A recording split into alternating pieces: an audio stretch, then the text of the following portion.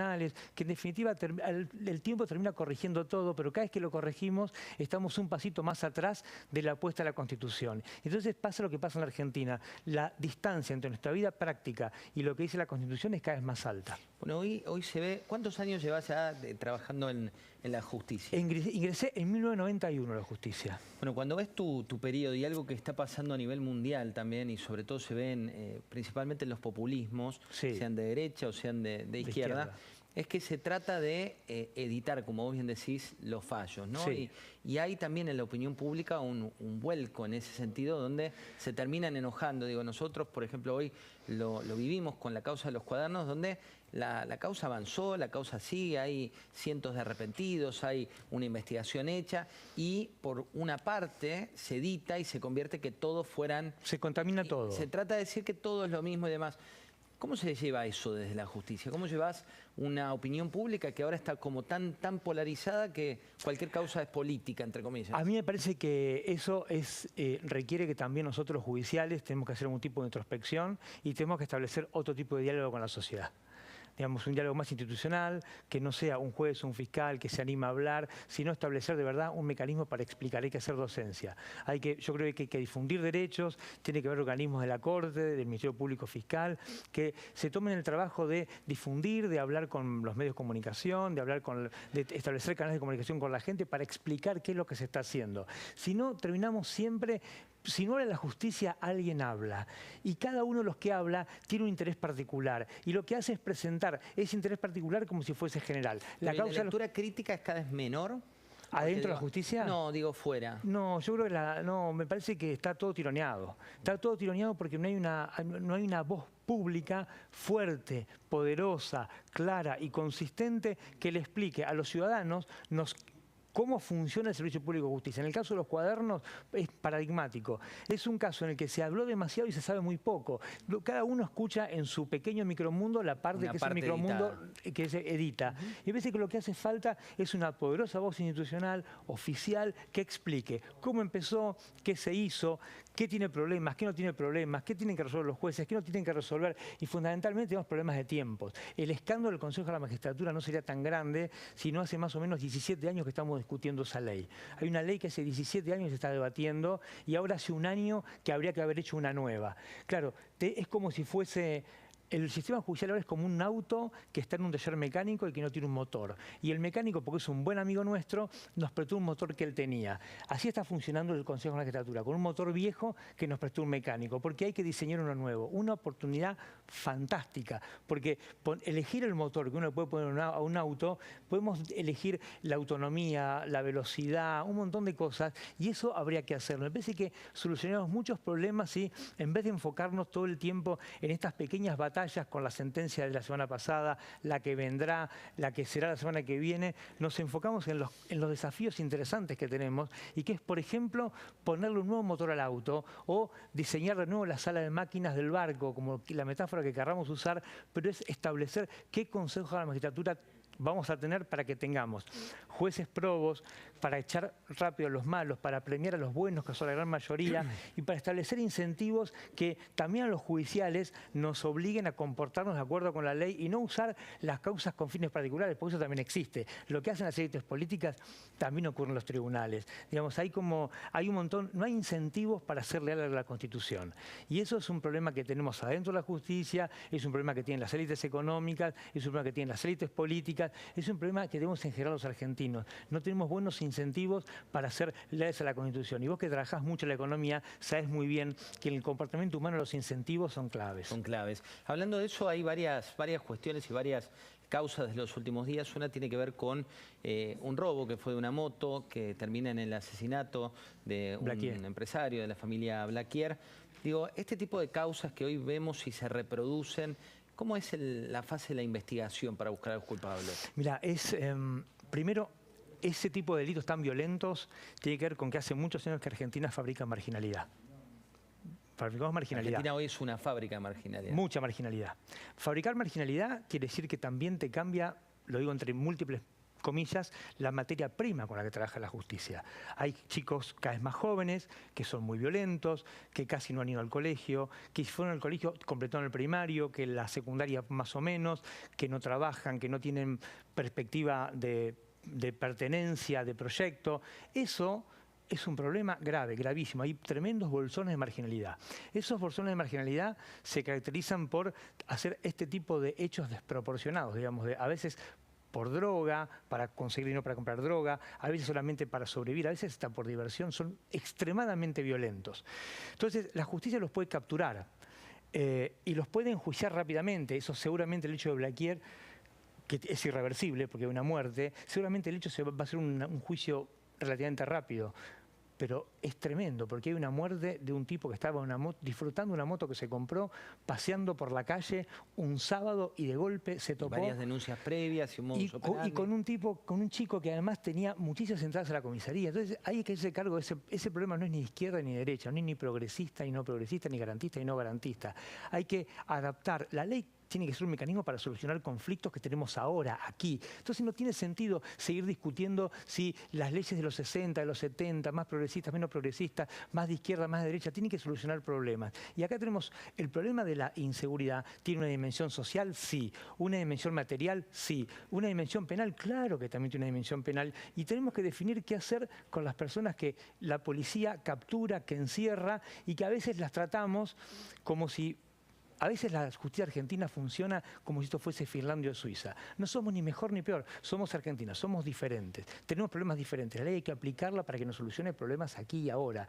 Y a mí me parece que hay desfasajes muy grandes, porque la gente entra y sale, entra y sale, entra y sale, y eso no está bien. No está bien que haya gente detenida preventivamente. Tiene que haber gente juzgada. Pero en el medio no puede ser que exista esto de la puerta giratoria, que es tremendo, porque además el que más lo sufre, en este caso fue Blaquier, pero la gente que vive en los barrios marginales también lo sufre. Sí. Quiere trabajar, ir a tomar un colectivo, lo roban cuando baja, lo roban cuando va. Es realmente, francamente, es muy difícil vivir en una sociedad tan violenta. Y ahí me parece que también hay que sentarse con franqueza, sacarse las máscaras y decir, tenemos un problema gravísimo. Y estos bolsones de marginalidad hay que atacarlos desde el aspecto social, desde el aspecto material, pero también desde el aspecto penal. En paralelo, el ministro de Seguridad, Sergio Berni, esto decía. Y esto no es un hecho aislado. Esto es lo que nos pasa todos los días en la provincia de Buenos Aires, con un problema con los menores que nadie controla y que cuando son mayores terminan generando estos episodios de sangre que son inevitables. Si pasa esto, detenemos y no quedan detenidos. Si pedimos las detenciones de estos asesinos, y para la justicia es más fácil decir que no que seguir trabajando. Si nadie interpreta la justicia, si nadie interpreta qué hacer con todos los menores que están totalmente fuera de control en la provincia de Buenos Aires, que todos en el barrio los conocen, que todos saben quién son y que todos sabemos que más temprano que tarde van a terminar matando. Si todo funcionario remite a la justicia como culpable, ¿qué lugar le queda para la gente inocente? Digo, porque el delincuente gana en esa jugada. ¿Dónde buscar refugio? Es la tragedia de la Argentina. Nacemos protegidos por un montón, como si fuese una cebolla con capas. Son los derechos. Cuando alguien nos toca esas capas, vamos a la justicia y la justicia es la que nos protege.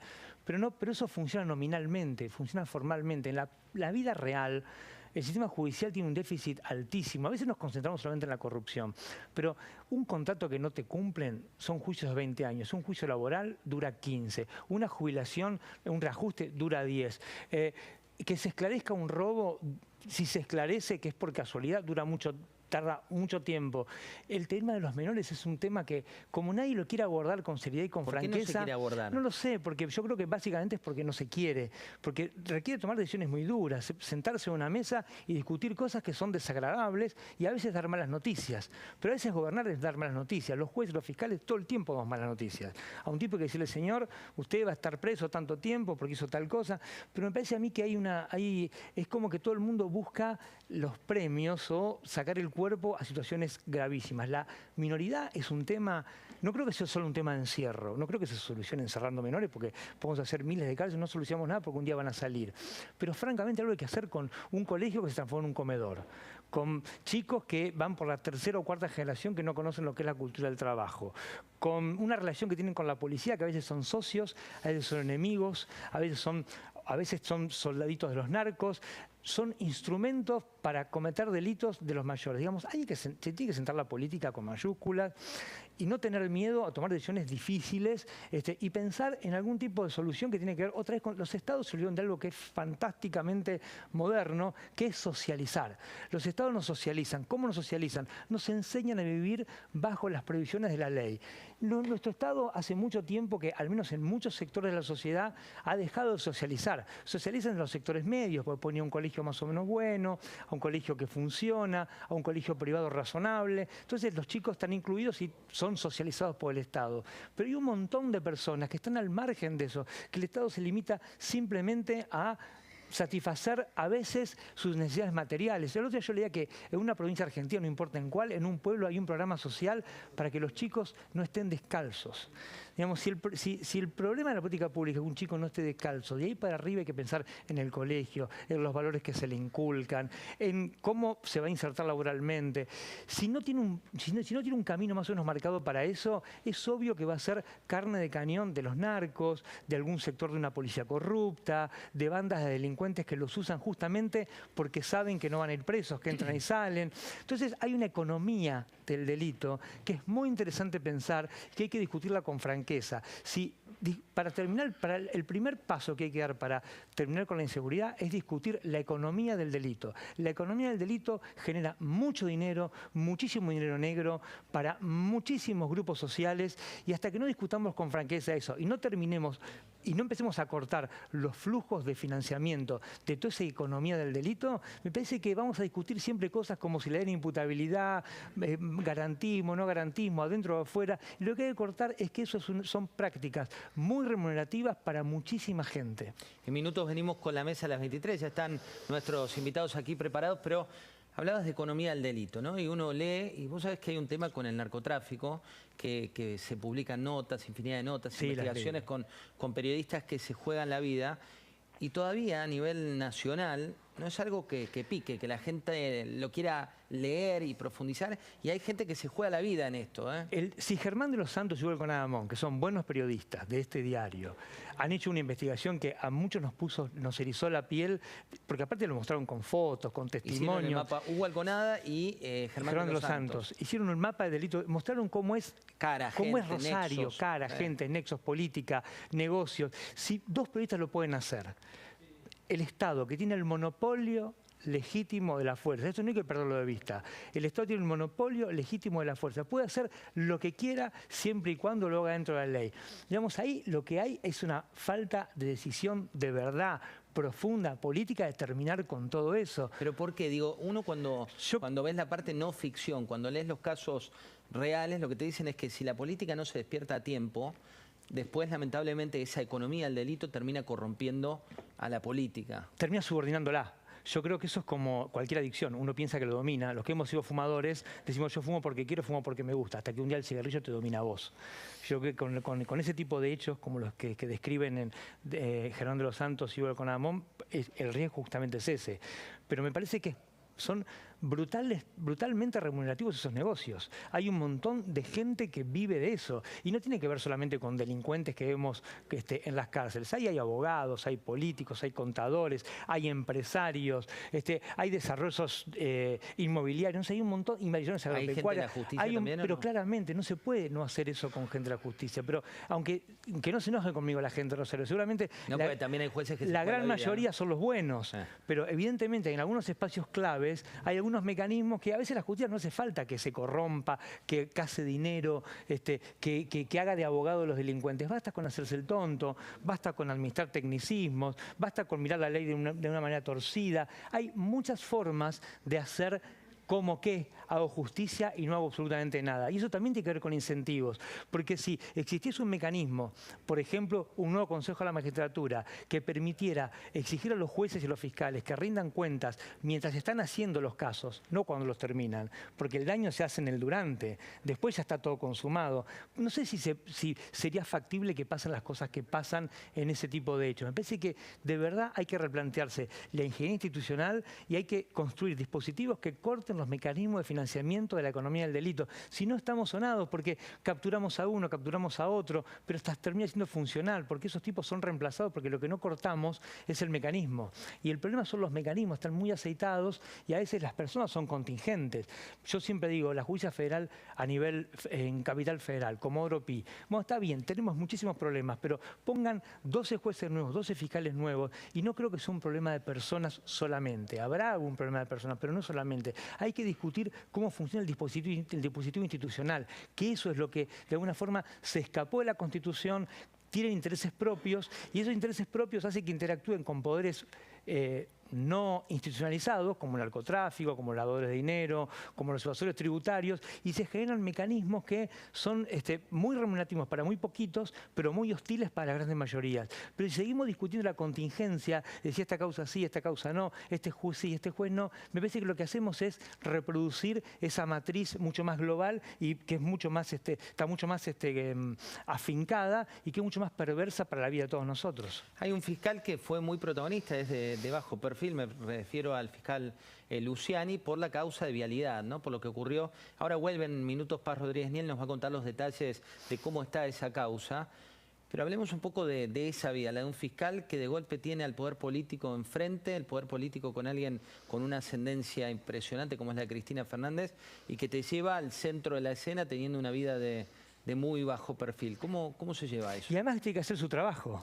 Porque tiene que seguir investigando porque yo lo hablamos la otra vez en otra reunión contigo. Un juicio es un libro que lo leen muchas personas. Y jueces que no lo leen, y hay que convencer a los que no leyeron, a los que están ahí escuchando. El fiscal lo lee de una perspectiva que es de la acusación, y hace su trabajo, que es acusar. Y que obviamente para un sector va a ser siempre ingrato, porque acusar es un trabajo ingrato. Hay un montón de gente que se va a enojar, y hay otros que justamente van a decir exactamente lo contrario. Pero son roles. A mí me parece que uno de los problemas que tiene la Argentina es que no cuidamos las personas, no que no lo cuidan a Luciani, qué sé yo, a cualquier otro fiscal. El problema es que hay que cuidar la función, la institución. Si Luciani hace bien su trabajo, bueno, los jueces condenarán, y si hace bien su trabajo y no los convence, absolverán. Y si hace mal su trabajo, seguramente hay mecanismos internos que habrá que revisar qué es lo que hizo. Lo que no puede pasar nunca es que el trabajo de Luciani como trabajador, como worker, como hombre que va a tribunales y lee un libro y convence y trata de convencer a los jueces, no puede pasar que eso ingrese a su vida personal, que eso ingrese a su familia, a sus relaciones más íntimas. Es un trabajo, porque si no el incentivo también es muy bravo para los que vengan y tengan que tengan que enfrentar esas situaciones, porque es bastante hostil saber que por cumplir un trabajo determinado eso va a repercutir en la vida personal, en la vida laboral, en los espacios más íntimos. Entonces me parece que hay que construir instituciones fuertes, no para proteger a la persona que está ahí, sino proteger la institución, porque si la institución es fuerte, si la institución fiscal de juicio oral,